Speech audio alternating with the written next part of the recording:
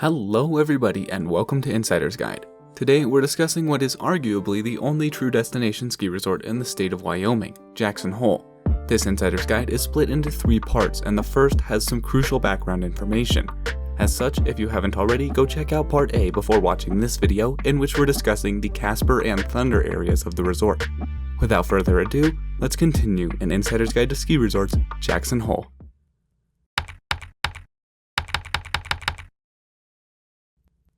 The Bridger Gondola is the marquee out-of-base lift at Jackson Hole, rising over 2,700 feet of vertical in under 8 minutes and directly serving half of all the mountain's terrain.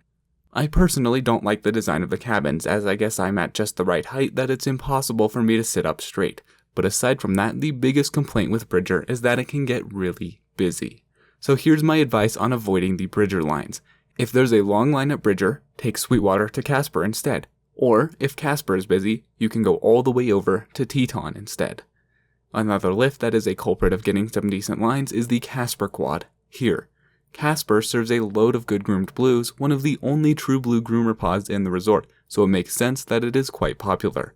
Sleeping Indian is the steepest aside from Wide Open, which we discussed in Part A. There is really good lower-level tree skiing on both sides of Sleeping Indian. Sundog is a fun groomer, but I try to avoid Easy Does It, as that one, regardless of how incredibly wide it is busy as all heck, 24/7. If you keep going past Easy Does It, however, you'll find Campground, which remains pretty hidden. It's much more narrow, but also very mild, and is way less busy than Easy Does It. The bottom of the Casper pod gets pretty crazy busy, but beware of the slow zone, as they will get you there. Croaky Point, which is accessed from Sundance, is another good groomer and is the primary way to access Casper from Bridger. Surprise is a little mogul and tree gully that typically has lots of rocks and stumps, far from my favorite area. Another way to access Casper is the Casper Traverse, which is a single-track traverse that then dumps you out into a mogul field that is the Casper Bowl runout, hence why it is a black. The Woolsey Woods, accessed on the skier's right side of the Casper Traverse, are my favorite tree skiing area in the entire resort. Exiting the Casper area can be a slight bit tricky, especially if you don't want to ride back up Casper. This blacktail run starts pretty high up on the hill and as such isn't really accessible from the restaurant or the Sweetwater Gondola. You can access Nez Perce, but it is a low elevation, south-facing, ungroomed double blue that I absolutely despise. Your only good option on easier runs to exit from the bottom of Casper is to take the South Pass Traverse over towards Teton so you can take some other groomers down. Of course, my preferred method is to just take Casper up and ski down Sundog or Campground, and then take Blacktail, which is another nice blue groomer, albeit a touch steep for a single blue. Something else to be aware of is that the Tagwati Pass Traverse drops you off on the backside of the restaurant, and if you intend to get to the restaurant from it, you'll be hiking up Jackson Hole's only triple black run, the Dirty Stairy. It's a narrow metal staircase that is icy as all heck, like 95% of the time, and I've seen almost as many people eat it just trying to walk up those stairs as I've seen eat it across the entire rest of the mountain. Okay, maybe that's a slight exaggeration, but you get the point. Off of the Bridger Gondola are a pair of long cruisers and a handful of shorter trails in and around them. The 2 main runs are Sundance and Gros Ventre. The initial face from Rendezvous Lodge of both, but especially Gros Ventre, can get extremely icy. If you want to avoid that section of Gros Ventre, you can go around it on the uppermost face of Lupin Way by sticking as far to the right as possible instead of dropping onto the face. For Sundance, unfortunately, dropping onto the face is pretty much the only option. Both runs start off pretty steep, hence why they're double blues. Lower down, they mellow out, but they also get much busier down lower because they have a bunch of runs that flow into them. These 2 are nice if you just want to cruise for a while and get some vertical. To be honest, I don't really understand why Ranger is a black. It seems groomed relatively often, at least twice a week, which is certainly enough to prevent moguls from forming. It's not any more steep than the upper face of Sundance, and it's much less busy than either Sundance or Gros Ventre, which I really like. Avalanche is a little mogul path through the woods that really isn't worth the search it takes to find it. However, there is really good tree skiing between Gros Ventre and Sundance and Ranger 2 for the full length of all of those trails. As such, you can just drop in for some good tree skiing, and if you get lucky, you might just hit Avalanche. Lower down here, Slalom, FIS Cut, and Cowboy Couloir are all mogul runs. Slalom honestly has one of the most well-developed mogul fields in the resort. There are a few on the looker's left side of the resort and a few on the looker's right, but as a whole there are only a handful of good true mogul runs, and Slalom is one of them. Cowboy Couloir does have one narrow section defined by 2 cliffs partway down, which is why it's a black while the other 2 are just double blues. The nice thing about FIS Cut is that if you try slalom and don't like it, that trail allows you a relatively quick escape back over to Gros Ventre. Way Home, which comes from all the way over on Sundance, can be quite flat where it crosses slalom. Down below, this Eagle's Rest cutoff is a little bit uphill at the entrance, so be prepared for that. Off of the top of the Bridger Gondola, one of the most popular options is to head down towards the Thunder Lift to get to some of the more difficult areas of the resort. To get there, a vast majority of people head down Lupin Way, which is just a road, to Amphitheater. Amphitheater is a super nice blue cruiser. It is mellow and super wide, but beware, it is a slow zone. Overall, it carries more skiers than Easy Does It by the bottom of Casper, but because it is double the width, it feels much less crowded than the lower Casper pod. The Marmot chair here is a long, slow ride, and as such is really only good as an escape from the Thunder and Sublette areas. The only lappable runs from Marmot are the aforementioned Amphitheater and Cascade, which is a mogul run. Lookers left of Cascade here, there is another natural gully that can be accessed from Lupin Way, unofficially the uppermost section of Dick's Ditch. Directly underneath the Marmot lift are some good unmarked trees and moguls, but watch out for some small cliffs, especially on the upper sections. Originating from the Marmot pod is this black run, Dick's Ditch, which is one of the longest and craziest of Jackson Hole's numerous natural gullies. It has super high sides that are much steeper than the sides of most of the other gullies in the area. It is a lot longer than it appears on the trail map, so be prepared for that. At the bottom, the snow is typically pretty bad, but I still absolutely love it. A slightly easier way to exit the amphitheater area is to head down Tramline, which is a steep groomer. Tramline feels a little bit hidden, at least compared to Gros Ventre and Sundance, but I much prefer it over those two. You can also stick to South Pass Traverse to exit the amphitheater area. Off of Tramline, you have access to Elk Alley. Elk Alley is unsigned, but not hard to find. Its entrance is marked by a large gap in trees just after the Lander Bowl merge.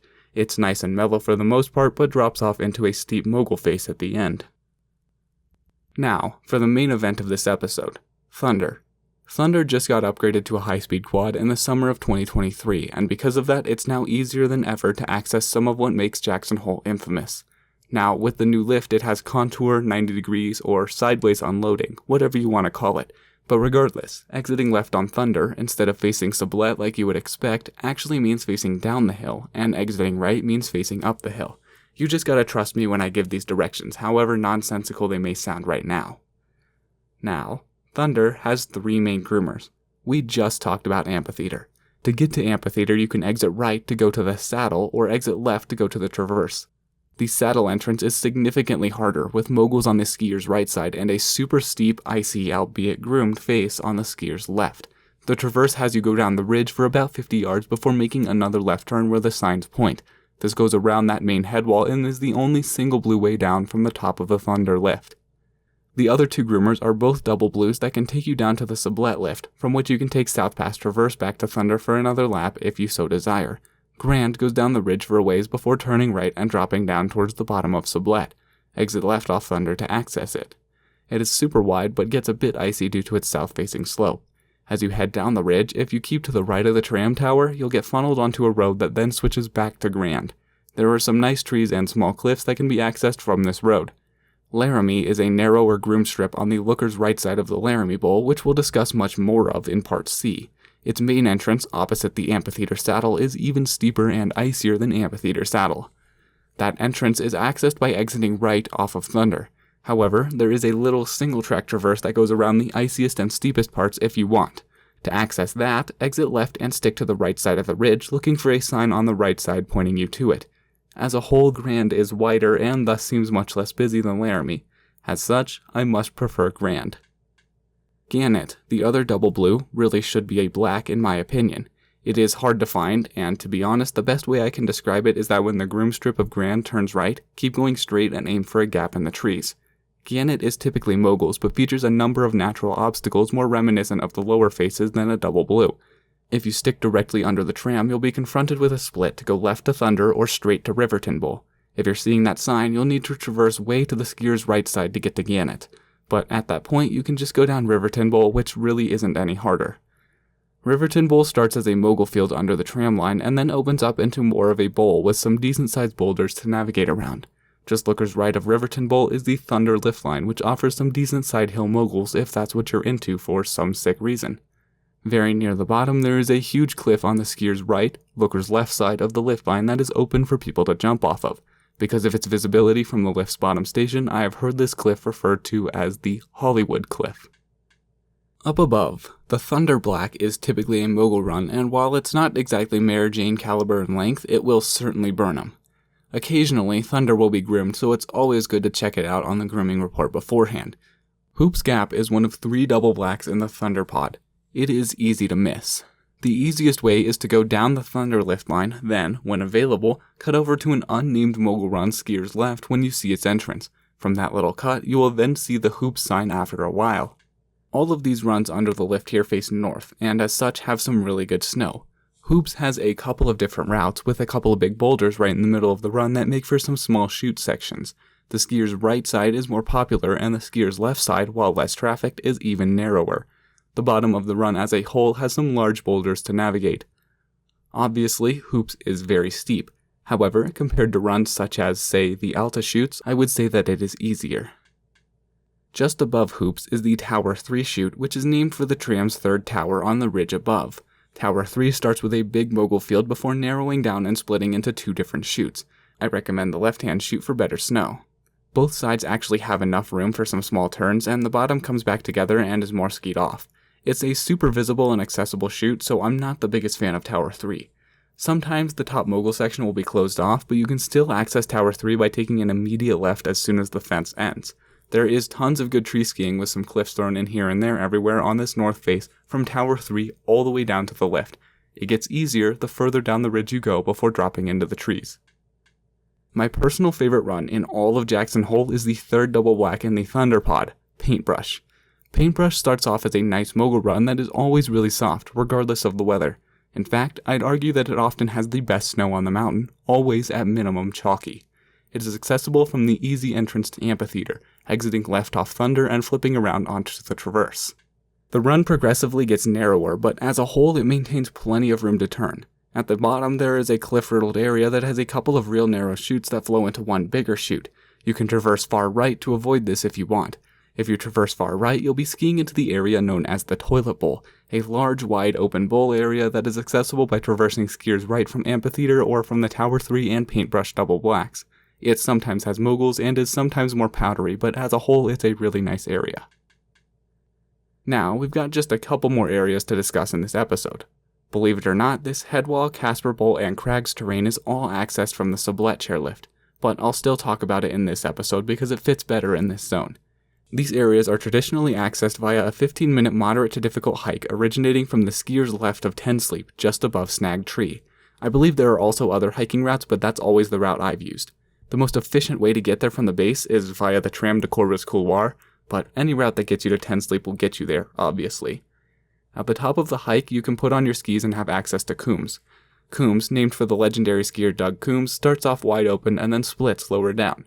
The skier's right side heads back towards Ten Sleep and stays pretty open. The skier's left side narrows up and sometimes has moguls, but no major natural obstacles. If you're feeling really adventurous, there's a chute with a mandatory drop to enter located in the middle, but that is rarely open. Past Coombs, you can sidestep and traverse for another couple minutes to reach the headwall proper. This area is very wide open, but on the skier's left at the bottom, there are some large cliffs to navigate through and around. This route is much more difficult than Coombs. You can traverse skier's right to a more open area to avoid these cliff areas. At the end of Headwall, there is a gate that leads to Casper Bowl. The Casper Bowl starts off pretty mellow, wide, and open, as the name indicates. You can often find tons of leftover powder in the Casper Bowl. But do not let that lull you to sleep, as it quickly drops off into cliffs, rockbands, trees, and chutes. In early and late season and low snow years, many of the lines require mandatory air. There are no signs in Casper Bowl, and to be honest, it's much better if I leave it for you all to discover. From what I've skied, I really like Grey Bowl, but that's about as extensive as I'll say. If you keep traversing and sidestepping past the Casper Bowl, you'll enter an area called the Crags. Shots 7, 8, and 9 are some of the hardest runs in the resort. Beyond that, the terrain becomes milder, but still extremely difficult. The Crags will kill you if you don't give them the respect they deserve. Skiing with a partner, and honestly a guide or at least skiing with someone who has skied the Crags before, is highly recommended. This area often feels more backcountry than inbounds. It is absolutely littered with natural obstacles and must be treated with the utmost caution. If you don't know, don't go. Well, that about wraps it up for Part B. Go ahead and check out Part C right after this, in which we finish our discussion of Jackson Hole. As always, please put any questions down below. Thank you all for watching. All my love, I'm out.